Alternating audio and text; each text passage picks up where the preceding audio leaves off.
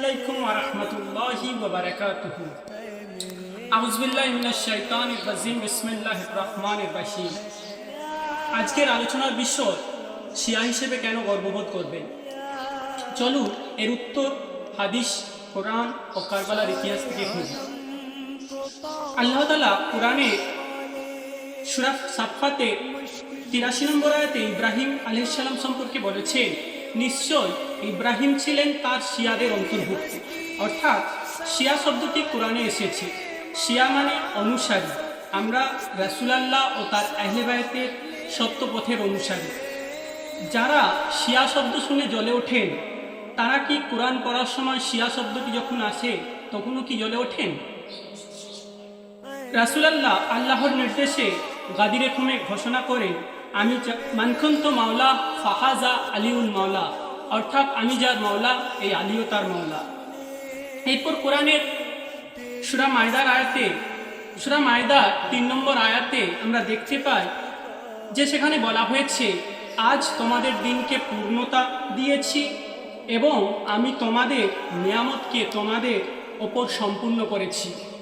এখানে নবুয়ত ও ইমামতের সম্পর্ক স্থাপিত হয়। শিয়ারা গাদিরের ঘোষণা থেকে আলীকে মাওলা মানেন, যা গর্বের বিষয়।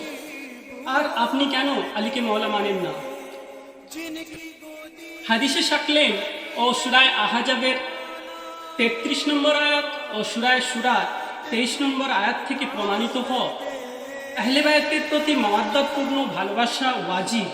শিয়াদের গর্ব কোরআন ও আহলে বায়তকে আঁকড়ে ধরে রেখেছে।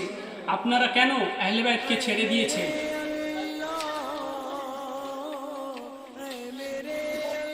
ইমাম হুসেন আলাইহিস সালাম বলেছিলেন, আমি অন্যায় ও জুলুমের বিরুদ্ধে দাঁড়িয়েছি আমার নানা রাসূলুল্লাহর উম্মাহকে সংশোধনের জন্য। কারবালা আমাদের শেখায় সর্বদাই অন্যায়ের বিরুদ্ধে রুখে দাঁড়াতে। তাই আমরা শিয়ারা বর্তমানের ইয়াজিদের বিরুদ্ধে রুখে দাঁড়িয়ে থাকি। শিয়াদের গর্ব, তারা ইমাম হুসেন আলাইহিস সালামের অনুসারী। আর আপনারা কেন কারবালার ঘটনা থেকে শিক্ষা নেন না? আমরা বিশ্বাস করি ইমাম মেহেদী আজ্জালাহু তাআলা ফরাজহুস শরীফ গায়বাত থেকে পৃথিবীতে আসবেন এবং পৃথিবীকে অন্যায় থেকে মুক্ত করে ন্যায় প্রতিষ্ঠিত করবেন। আমরা শিয়ারা গর্ব করি কারণ আমরা ইমাম মেহেদী আজ্জালাহু তাআলা ফরাজহুস শরীফ এর আগমনের আশায় সর্বদা দোয়া করে থাকি।